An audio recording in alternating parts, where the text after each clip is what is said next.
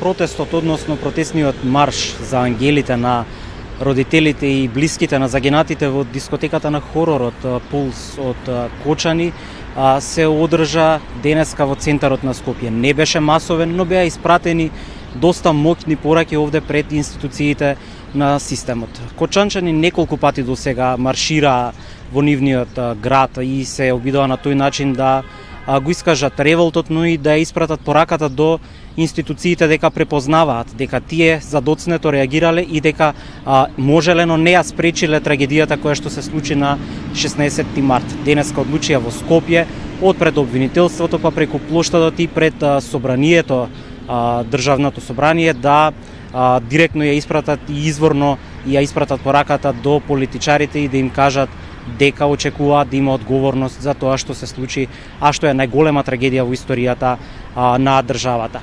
Немаше дефиниран тек на протестниот марш, но имаше дефинирани рути, како што кажав. Започнаа во 12 часот и 5 минути символично за да ја символизираат задоцнетата реакција на институциите, а тоа беше почетна точка беше јавното обвинителство. Таму зборуваше само еден од блиските на загинатите, се обрати директно и до обвинителот, се обрати и до јавноста, но и до сите оние кои што се на функција, а и можеле, но не спречиле да се случи трагедијата на 16 март. Од таму преку плоштадот тие се упатија кон собранието. На плоштадот не се задржаа ниту минута, туку експресно дојдоа пред зградата на собранието, каде што им се придружија и делот оние други демонстранти, односно други луѓе кои што препозна искрена намера во онаа намера на кочанчани да протестираат пред институциите и овде заедно ја испратија пораката до пратениците. Знаеа дека внатре во собранието се одржува седница за интерпелација на работата на министерот за внатрешни работи Панче Тошковски. Извикуваа да дојде и тој, бараа да дојдат и други од пратениците и да се соочат со нив овде лице во лице. Прозорците на собранието беа отворени, ѕиркаа од таму собраницки службеници, а министерот за внатрешни работи овде не се сретна со нив, туку ги повика посебно да се видат во Министерството за внатрешни работи.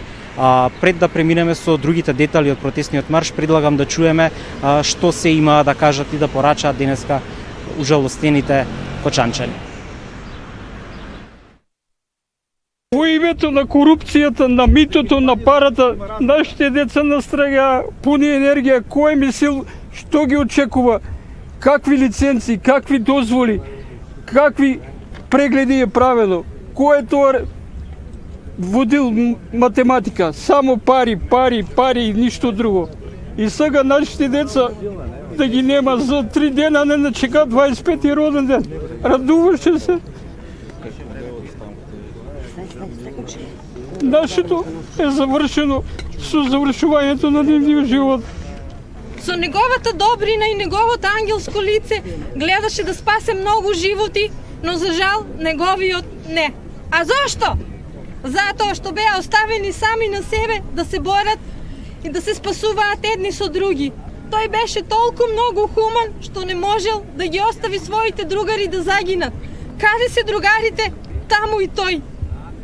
До последна надеж, со клучот во својата рака да спаси нечiji живот, до неговата кола го загубува и својот. Има ли некој да не објасни нешто? Каква е оваа држава што плаќам ја 22 години данок? Еден денар не сум дужен. Еден денар, ако дојдат нека ме затворат сите. 22 години сум приватен. Јас лично, со мојот ортак, 22 години трпам. Никој не може да ми скочи тука. Вчера платив еден тон пари. На нив ги дадев. На нив, за да не чуват. Кој не чува? Освен лагите, кои што секојдневно ги измислуваат, ништо друго не добивме. Браво! Браво! Браво!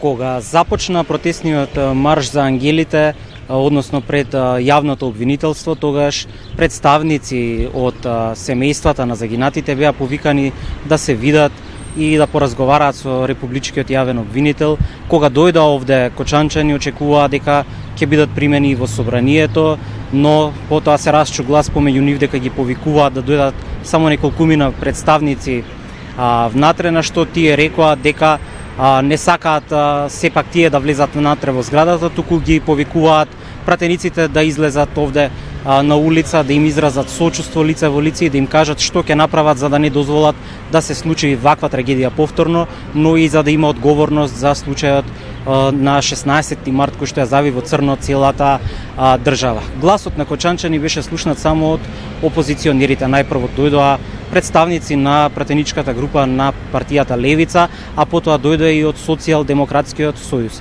Кочанчани тука им се заблагодарија заради тоа што тие дојдоа овде да се видат со нив, но уште веднаш им кажаа дека нема да им дозволат да печалат политички поени на нивната несреќа. На што добија уверување дека политичарите, односно пратениците од опозицијата нема да го политизираат овој случај, туку ќе се залагаат максимално да бидат искористени сите механизми кои што се на располагање за да се поттикне институционален одговор и им дадоа уверување исто така на родителите на загинатите дека одговорност мора да има и ќе има. Овде предлагам да видиме како изгледаше атмосферата кога дојдоа овде пратениците да се видат со луѓето кои што протестираа. Вие за време на избори и инаку исто така имате одење кочани. Така ли е? Ја знаете дискотеката Пулс, која што веќе вашите колеги ја нарекоа штала, во која што штала и самите биле. Ако сакаа индиректно да кажат дека ние граѓаните од Кочани сме говеда па сме влегувале во штала, и тие биле затоа и што тие биле во таа штала. Се сеќавам кога бевте на власт имаше две решенија за забрана за работа на шталата. Но пократко се повлековте потоа од власт. Што се случи со двете решенија кои што ги имаше донесено Министерството за внатрешни работи за престанок на работа на шталата? Дали имате таква информација? Ај прво на прашањето. Не знам на вистина и затоа ние цело време од почетокот, непосредно после трагедијата, даваме подршка на институциите да имаат неселективна работа и истрага. Ви сте усцевали државу. Нема да мислите ка ви ја забраваме. Ваша штета е разлога нема. Нека ми ја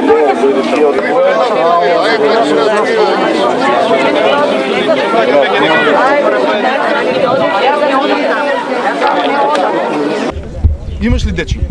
Не. Барем една секунда да го заменат ликот на овој дете со ликот на нивното дете. Барем една секунда. Ме разбирате ли што ви зборам сега? Една секунда.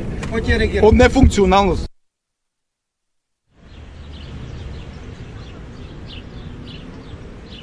Протестот заврши спонтано, се собраа кочанчани на купче да се договорат како ќе делуваат понатаму и до кога ќе останат овде, па се расчу информацијата помеѓу нив дека ги повикува министерот за внатрешни работи кај него во министерството за да се видат и тој да сподели со нив можеби некакви детали од истрагата и да им даде уверување дека ќе има одговорност, а за тоа како поминало сето тоа слушаме од известувањата на нашите колеги кои што се на терен, односно кои што ја следат и ги следат и другите аспекти на целата оваа ситуација.